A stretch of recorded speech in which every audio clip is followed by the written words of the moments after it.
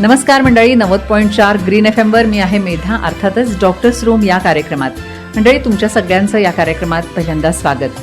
मंडळी, तुम्हाला माहिती आहे आपण वेगवेगळे डेज या डॉक्टर्स रूमच्या माध्यमातून साजरे करत असतो आणि त्या त्या दिवसाचं महत्त्व काय आहे हे तुम्हाला या माध्यमातून समजत असतं. मंडळी, येत्या 28 जुलैला वर्ल्ड हिपॅटायटिस डे आहे. हा जो संपूर्ण कोरोनाचा काळ चालू आहे सध्या, आणि या काळामध्ये आपण हिपॅटायटिसकडे दुर्लक्ष करून उपयोग नाही, आणि त्या अनुषंगानंच यावेळेला WHO एक थीम दिलेली आहे, हिपॅटायटिस कांट वेट.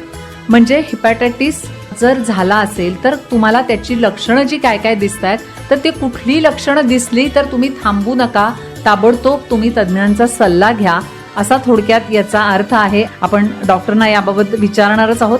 आणि यावेळेला मंडळी मी असा विचार केला की आपण आयुर्वेदिक दृष्टिकोनातून या सगळ्या विषयाकडे पाहिलं तर काय आपल्याला मार्गदर्शन मिळेल, आणि त्या अनुषंगानंच मी आयुर्वेद तज्ज्ञ डॉक्टर रवींद्र कुमार माने यांना इथं आमंत्रित केलेलं आहे. नमस्कार सर. नमस्कार. मी आता म्हणलं तसं या संपूर्ण कोरोनाच्या काळात हिपॅटायटिस जर दिसून आला तर नेमकं काय केलं पाहिजे, आणि या दोन्हीचा एकमेकावर काही प्रभाव असतो का, आणि ही जी थीम लाईन दिलेली आहे हिपॅटायटिस कांट वेट, तर नेमकं WHO ला काय म्हणायचंय, काय सांगूया आपण? हेपॅटायटिसच्या बाबतीत आता कोरोनाच्या क्रायसिसमध्ये त्यांनी, आता तुम्ही म्हणला की कांट वेट ही थीम घेतलेली आहे. कोरोनाच्या काळामध्ये आपल्याला माहिती आहे की इम्युनिटी कमी झालेली असते, आणि हेपॅटायटिस हे सुद्धा इम्युनिटी कमी झाल्यामुळं होणारा आजार आहे. सगळ्यात पहिल्यांदा त्याच्यामध्ये व्हायरल इन्फेक्शन हे जास्त होत असतं. मग त्यामध्ये ABCDE असे प्रकार आहेत. हे व्हायरल इन्फेक्शन्स ह्या इम्युनिटी कमी असताना होत असल्यामुळं आपल्याला त्यांनी सांगितले की कांट वेट, ते पण या काळात. अच्छा. मग यामध्ये आता कोविडच्या इन्फेक्शनमध्ये आपण बघितलेलं आहे की रक्तावर परिणाम होतो, रक्तात गुठळ्या होतात. त्याच्यासोबत स्पेसिफिक आपण जर कोणाला कोविड झाला असेल किंवा घरात कोणाला झाला असेल तर शक्यतो त्यामध्ये ज्या तपासण्या केल्या जातात त्यात फेरेटिन म्हणून एक चेक केलं जातं, सेरम फेरेटिन. ते म्हणजे लिव्हरचा एक जो घटक आहे तो वाढलेला असतो. अच्छा. म्हणजे लिव्हरशी संबंधित सुद्धा यामध्ये इन्फेक्शन होताना दिसतं. त्यामुळे या थीमचा त्यांनी कांट वेट ही सगळी गोष्ट जी सांगितलेली आहे ती या कारणामुळे त्यांनी सांगितलेलं आहे. अच्छा. म्हणजे जेव्हा कोरोना होतो त्यावेळेला लिव्हरची तपासणी केली जातीच आहे, डॉक्टर्स आपल्याला सजेस्ट करतातच आहेत. पण असं आहे का या काळात, कोरोनाच्या काळात, म्हणजे आता बाहेर हे वातावरण सगळं कोरोनाचं आहे, पण एखाद्या व्यक्तीला हिपॅटायटिसची काही लक्षणं दिसली तरी सुद्धा त्यानं थांबायचं नाहीये, आपल्या तज्ज्ञांना लगेच जाऊन दाखवायचंय, असंही म्हणायचंय का याच्यामध्ये? हो, हा सुद्धा महत्वाचा आहेच. कारण फिवर येणं किंवा पोटाच्या तक्रारी होणं हे सुद्धा कोविडच्या इन्फेक्शन मध्ये असतंच, जुलाब होणं वगैरे, पण यामध्ये सुद्धा असतं. अच्छा. कारण हे व्हायरल इन्फेक्शन्स आहेत, बहु आहे असं म्हणायला काही हरकत नाही. अच्छा. त्यामुळं व्हायरल इन्फेक्शन या लिव्हरला होत असतं, आणि त्यामुळे ह्या इम्युनिटी कमी असल्यामुळं हे हेपॅटायटिसकडे लक्ष देणं गरजेचं आहे. आता हे तर आपल्याला क्लिअर झालं की हिपॅटायटिस कांट वेट म्हणजे नेमकं काय सांगायचंय, WHO ला काय म्हणायचंय. आता सर, जेव्हा ॲलोपॅथीनुसार या आजाराकडे जर बघायचं असेल तर मग कसं बघितलं जातं? आधुनिक उपचारांचा किंवा आधुनिक शास्त्रानुसार यामध्ये लिव्हरच्या सेल्सचं, टिश्यूचं इन्फ्लमेशन होतं असं त्यांनी सांगितलेलं आहे. ओके. की लिव्हरचे जे टिश्यू आहेत त्याला कुठल्या ना कुठल्या कारणानं त्या टिश्यूंचा एक प्रकारचा रिस्पॉन्स असतो, की जसं आपल्याला कोणीतरी मारायला लागलं तर आपण हात वर करतो, तसं शरीराला ज्यावेळेला बाहेरचं इन्फेक्शन होतं, मग ते व्हायरल असू दे, बॅक्टेरियल असू दे, किंवा खाण्यापिण्यातून असू दे, किंवा केमिकली जो आता स्टोरेज करण्यासाठी बऱ्याचदा केमिकलचा वापर केला जातो, धान्य पिकवण्यासाठी, पालेभाज्या पिकवण्यासाठी जे केमिकलचा वापर केला जातो, रासायनिक खतं वापरली जातात. हे सगळे जे इरिटंट्स, थोडक्यात म्हणायचं आपल्याला, इरिटंट्स आहेत की जे शरीराला चांगले नाही आहेत, मग याचा परिणाम लिव्हरवर होत असतो आणि लिव्हरच्या टिश्यूवर होत असतो. हे टिश्यू जे आहेत, पेशी जे आहेत, यांचा ज्यावेळेला हे स्टिम्युलेट करतात किंवा ज्या लिव्हरमध्ये जातात हे सगळ्या गोष्टी, इन्फेक्शन, व्हायरस, बॅक्टेरिया किंवा हे इरिटंट्स, त्यावेळेला आपल्या शरीराचा रिस्पॉन्स तसा असतो की हे आपल्याला नको आहे. मग लिव्हर काय करतं, ते नको आहे, त्यामुळे ते टिश्यूंचं ॲक्टिव्हिटी वाढते आणि त्यांना सूज यायला लागते किंवा इतर काही काही लक्षणं दिसतात. मग त्या लक्षणांमध्ये सुरुवातीला जर जास्त इन्फेक्शन असेल तर कावीळ, जुलाब होणं, पोटात दुखणं, उलटी होणं, कधी कधी ताप पण येणं, शौचाचा कलर बदलणं, अच्छा. अशा पद्धतीची लक्षणं दिसतात. त्यामुळं अशा पद्धतीचं जे आधुनिक शास्त्रानुसार ह्या ज्या कॅटेगरी सांगितलेल्या आहेत ह्या बेसिक झाल्या. मग अल्कोहोलिक हेपॅटायटिस सुद्धा सांगितलेला आहे, अल्कोहोलमुळे होणारा, हां, की जो आपल्याला जनरली दिसतो की जो जास्त दारू पितो, ज्याला व्यसन जास्त आहे, त्याचं लिव्हर खराब झालं, त्याला कावीळ झालं, पोटात पाणी झालं आणि त्याची प्रकृती पूर्णपणे ढासळून तो गेला. अशा पद्धतीचं हे step by step infection alcoholic हेपॅटायटिसमध्ये होत असतं. त्यामध्ये सुद्धा हे जे पेशी आहेत त्या डॅमेज होत राहतात आणि लिव्हरची साईज वाढत जाते आणि कावीळ होऊन पुढच्या गोष्टी घडतात. दुसरी गोष्ट मगाशी मी सांगितलेली ती इरिटंट्स, केमिकल्स, या सगळ्या गोष्टी. परत ॲलोपॅथी जी औषधं आहेत त्यांनी साईड इफेक्ट्समध्ये त्या गोष्टी टाकलेल्या आहेत अच्छा. की बाबा या औषधांचं जर जास्त प्रमाण झालं तर तुम्हाला लिव्हरला किडनीला डॅमेज होऊ शकतो. हे इरिटंट्सच आहेत, शेवटी ते केमिकली प्रिपेअर्ड आहेत. त्यामुळं एक ठराविक प्रमाणात ते शरीरात घेतले जातात, जास्त झाले तर ते शरीराला त्रासदायक ठरतात. डायबेटीसमध्ये सुद्धा हेपॅटायटिस होत असतो, कारण त्यामध्ये ग्लुकोजचं प्रोडक्शन जास्त होत असतं. ते कमी करण्यासाठी सुद्धा ज्या औषधं वापरली जातात ती सुद्धा लिव्हरवर काम करतात. म्हणजे लिव्हरमध्ये जे प्रोडक्शन होत असतं ग्लुकोजचं ते थांबवण्याचं काम करत असतात. आणि ते थांबवलं तर लिव्हर जे आपल्याकडे जास्त आहे ते साठवून ठेवायला लागतो आणि ते फॅटी लिव्हर म्हणून होतं आणि त्याचा पुढे जाऊन परिणाम लिव्हर सिरोसिस आणि त्या पुढच्या गोष्टी होऊ शकतात. अच्छा. अशा पद्धतीने बऱ्याच स्टेजेस ॲलोपॅथीनुसार सांगितलेले आहेत. अच्छा. आज आपण विचार करतोय की आयुर्वेदानुसार या आजाराकडे पाहायचंय, तर मग आयुर्वेद कसा बघतो याच्याकडे? आयुर्वेदाचा विचार हा फार बेसिक आहे यामध्ये, बरं. की ज्यावेळेला प्रत्येक रुग्ण आमच्याकडे येतो त्यावेळेला आम्ही त्याचं यकृत म्हणजे लिव्हर, स्प्लीन आणि किडनी ही सगळ्यात पहिल्यांदा चेक करतो. अच्छा. आमच्या आयुर्वेदिक पद्धतीने. आमच्या मते प्रत्येक होणारा आजार त्यातले 99% आजार हे लिव्हरला धरूनच कुठेतरी पुढे जातात. ओके. कारण लिव्हरचं काम हे भरण पोषण करण्याचं. म्हणजे आपल्या घरात वडील असतात, वडिलांचं काम काय आहे? लहान मुलांचा सगळ्या गोष्टीचा म्हणजे पैशापासून प्रेमापर्यंत सगळ्या गोष्टी त्यांना पुरवणं. तसाच प्रकार शरीरामध्ये लिव्हरचा आहे. तुम्ही जे खाता, जे पिता आणि जो श्वास घेता त्या सगळ्याचा कुठेतरी लिव्हरवर परिणाम होतो.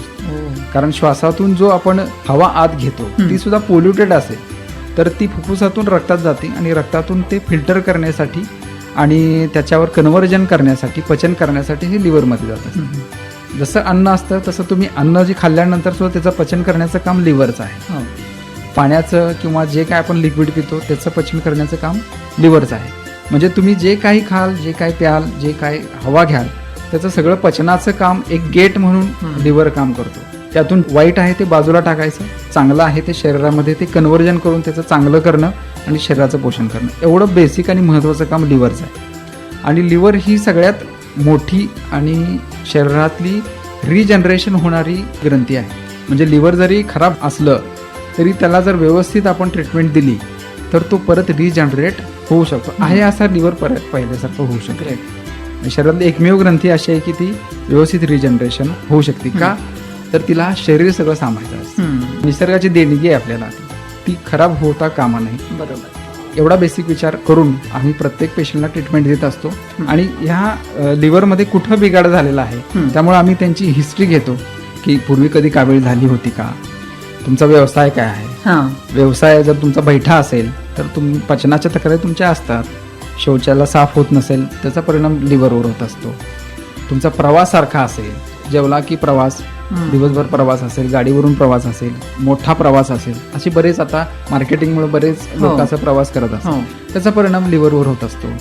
कारण सांगितलंय की शास्त्रात सांगितले, श्लोकामध्ये सांगितलेलं आहे, फक्त ते मी मराठीत सांगतो की जेवल्यानंतर तुम्ही जर प्रवास केला तर त्याचा परिणाम रक्तावर होत असतो. आणि रक्तावर परिणाम झाला एकदा तर ह्या ग्रंथींवर परिणाम होत असतो. एवढा बेसिक विचार आयुर्वेदात सांगितलेला आहे. त्यामुळे हेपॅटायटिस हा आम्ही तसा विचार करायला गेलं तर जरी त्यात इतर लक्षणं दिसत नसली, मी आता जी हेपॅटायटिस सांगितली, तरी सगळा विचार आम्ही लिव्हरचा सुरुवातीपासूनच करत असतो. त्यामुळे जे कोणी सुरुवातीपासून आयुर्वेदिक उपचार घेत असतात त्यांना मोस्टली कुठले त्रास होत नाहीत किंवा इतर डॉक्टरांच्याकडे कुठल्या जायला लागत नाहीत, कारण आम्ही पूर्ण बेसिक विचार करून औषधं देत असतो. अच्छा. खरंच कमाल आहे. म्हणजे मंडळी, आपण इतका बारीक विचार कधी ऐकलेला नसतो, पण आयुर्वेद एका कारणासाठी किती गोष्टींचा विचार करतं, बेसिक विचार करतं आणि आपल्याला हिपॅटायटिस सारख्या या आजारापासून पूर्ण नॉर्मल करायसाठी सुद्धा सज्ज राहतं हे आयुर्वेद. खरंच कमाल आहे. आपल्याला अनेक गोष्टी अजून या हेपॅटायटिसकडे बघताना लक्षात घ्यायच्या आहेत. त्याची कारणं थोडीफार आता डॉक्टरने सांगितलेलीच आहेत, पण आणखी आयुर्वेदानुसार काही कारणं तपासली जातात का, आणि मग त्याची लक्षणं तपासणं, या सगळ्या गोष्टींकडे सुद्धा आपल्याला बघायचं आहे. पण एक ब्रेक घेऊया आणि त्यानंतर बघूया.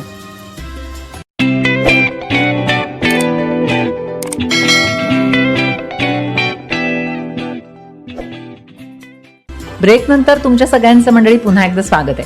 28 जुलै वर्ल्ड हिपॅटायटिस डे जो आपण पाळणार आहे, तर त्या अनुषंगाने आज आपण या सगळ्या गोष्टी बोलतोय. आता आपण या ब्रेकला जाण्यापूर्वी पाहिलं की ॲलोपॅथीनुसार या आजाराकडे कसं पाहिलं जातं आणि आयुर्वेद कसा पाहतो. आज आपल्याला मार्गदर्शन करतायत डॉक्टर रवींद्र कुमार माने, जे आयुर्वेदिक तज्ज्ञ आहेत.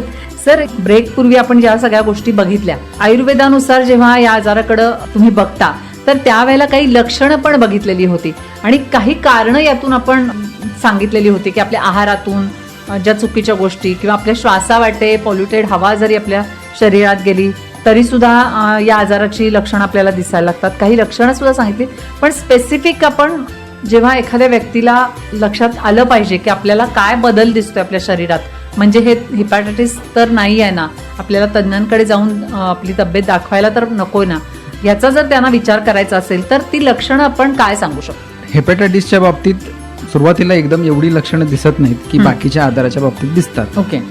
कारण हा आतल्या बाजूला ग्रंथी असल्यामुळे लगेच आपल्याला ते कळत नाही.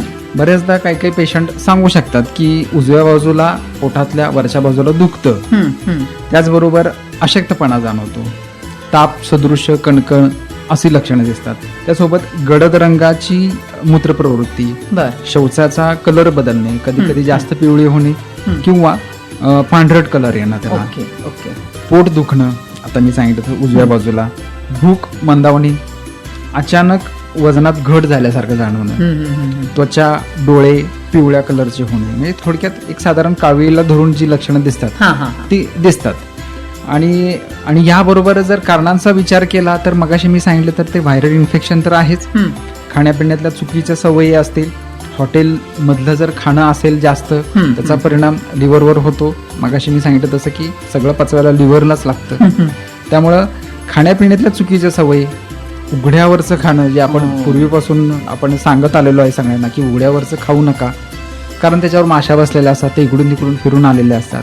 अशा प्रकारचा व्हायरस ट्रान्सफॉर्मेशनच्या ज्या गोष्टी आहेत त्यामुळं त्या गोष्टी प्रिव्हेंट करणं गरजेचं आहे. ही कारणं कुठेतरी त्याला कारणीभूत ठरतात. दूषित पाणी असेल, आपलं शरीराला आहे हे अशा पद्धतीचं पाणी असेल तर बऱ्याचदा लिव्हरशी संबंधित लक्षणं दिसू शकतात. हेपॅटायटिसला धरून म्हणजे डायरेक्ट हेपॅटायटिसच होईल असं नाही, पण त्याला धरून कुठेतरी तो अल्कोहोलिक असेल, नॉन अल्कोहोलिक असेल, ऑटोइम्युन असेल किंवा जे व्हायरसशी रिलेटेड जी 6 सांगितलेले आहेत त्या पद्धतीचं इन्फेक्शन यामध्ये होऊ शकतं. कारणांमध्ये आणखी एक मुद्दा सांगण्याचं म्हणजे आता जे सप्लिमेंट्स घेतले जातात, प्रोटीन सप्लिमेंट, बॉडी बिल्डिंग साठी वगैरे, किंवा एखाद्याला प्रोटीन कमी असेल तर प्रोटीन सप्लिमेंट्स बऱ्याचदा घेतले जातात. त्याचा परिणाम सुद्धा ते जास्त झाले तर त्याचा परिणाम सुद्धा लिव्हरवर होत असतो. ते लिव्हरमध्ये डिपॉझिट किंवा लिव्हरवर साठू शकतात आणि त्याचा दुष्परिणाम लिव्हर सिरोसिस किंवा हेपॅटायटिस मध्ये होऊ शकतो. अच्छा, म्हणजे जेव्हा बॉडी बिल्डिंगचं काम ही मुलं सध्या करतात, जिम करतात, आणि अशा वेळेला ही मुलं या प्रोटीन्स पावडरचा खूप उपयोग करतात, त्यांनी काय नेमकी काळजी घेतली पाहिजे? घेताना ही डॉक्टरांच्या सल्ल्याशिवाय घेऊ नका. ओके. सगळ्यात महत्वाचा मुद्दा आहे. ओके. आणि प्रोटीनच तुम्हाला वाढवायचं आहे ना, तुम्ही अंडी खावा, खाण्यामध्ये डाळींचं प्रमाण वाढवा. सगळ्या डाळींमध्ये हाय प्रोटीन असतं, अंड्यांमध्ये हाय प्रोटीन असतं, सोयाबीनचे चंक्स मिळतात, ते रोज भातामध्ये घालून शिजवताना भातामध्ये घालून ते वापरा. अशा पद्धतीचा प्रोटीन डाएट जर वाढवला तर सप्लिमेंट घेण्यापेक्षा अशा पद्धतीनं नॅचरली आपलं प्रोटीन वाढवा.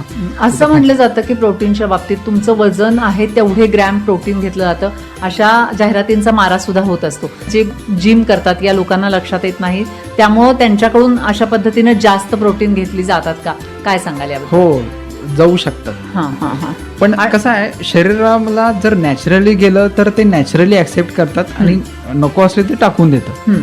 पण जर अशा पद्धतीनं जर प्रोटीन गेलं तर ते जास्त शरीर पचवू शकत नाही. त्याला पण लिमिटेशन आहेत की बाबा किती घ्यायचं, घेताना किती घ्यायचं आणि टाकताना किती टाकायचं आणि साठवताना किती साठवून ठेवायचं. ओके, पण प्रमाणामध्ये घेतलं तर इट्स ओके. हा, म्हणूनच म्हटलं की डॉक्टरांच्या सल्ल्याशिवाय घेऊ नका. किती घ्यायचं हे डॉक्टरांना विचारा. ओके, तुम्हाला किती गरज आहे हे डॉक्टर तुम्हाला सांगतील. नॉनव्हेज आहे, अंडी आहेत, आपल्या डाळी आहेत, ह्या सगळ्या गोष्टींनी तुम्ही सुद्धा म्हणजे प्रमाणात घ्या. प्रोटीन तुम्हाला सप्लिमेंट घ्यायचं असेल तर प्रमाणात डॉक्टरांच्या सल्ल्याने घ्या. बाकीचं तुम्हाला प्रोटीन वाढायचं असेल अशा पद्धतीने प्रोटीन वाढवा. Okay okay. मंडळी, या सगळ्या गोष्टी आपण वेळेत लक्षात घेतल्यात आणि तज्ज्ञांचा सल्लाही वेळेत घेतला तर मग आपल्याला खूप मोठ्या त्रासापासून वाचणं शक्य होतं. त्यामुळं ही जी कारणं आणि लक्षणं सांगितलेत सरांनी, तर जरूर याच्यावर लक्ष ठेवा असं म्हणेन मी. आता हे सगळं झाल्यावर काही स्पेसिफिक तपासण्या कराव्या लागतात का? कारण अशी लक्षणं घेऊन तुमच्याकडे एखादा पेशंट आला की आपल्याला त्याला तपासण्या बाहेरून काही करून घ्याव्या लागतात, रक्ताच्या चाचण्या वगैरे, की तुम्ही फक्त पोट तपासून त्याची नाडी तपासून त्याला औषधोपचार करता? काय सांगाल? सुरुवातीला 1-2 आठवडे आम्ही बघतो की काय कंडिशन, आपली औषधं देऊन डोक्यात काही गणितं ठेवून हिस्ट्री घेऊन सगळ्या पद्धतीने विचार करून सुरुवातीला आम्ही 2 आठवडे औषधं देतो. त्यात जर व्यवस्थित कमी आलं तर मग पुढचा विचार नाही करत. कारण बेसिकच विचार यकृताचा असल्यामुळं, लिव्हरचा असल्यामुळं बऱ्याचदा 99% पेशंटमध्ये तपासण्या करायची गरज नाही पडत. ओके. पण काही पेशंटमध्ये तशी असेल, हिस्ट्री तशी असेल, अल्कोहोलिक हिस्ट्री वगैरे असेल तर पुढच्या तपासण्या करायला लागतात. मग त्यामध्ये जे लिव्हरशी संबंधित ज्या रक्ताच्या तपासण्या आहेत, LFT म्हणतात, लिव्हर फंक्शन टेस्ट, त्यामध्ये प्रोटीन किंवा ट्रायग्लिसराइड्स वगैरे ह्या सगळ्या ज्या गोष्टी आहेत त्या LFT मध्ये येत असतात. त्या कुठं फ्लक्च्युएट आहेत का या बघितल्या जातात.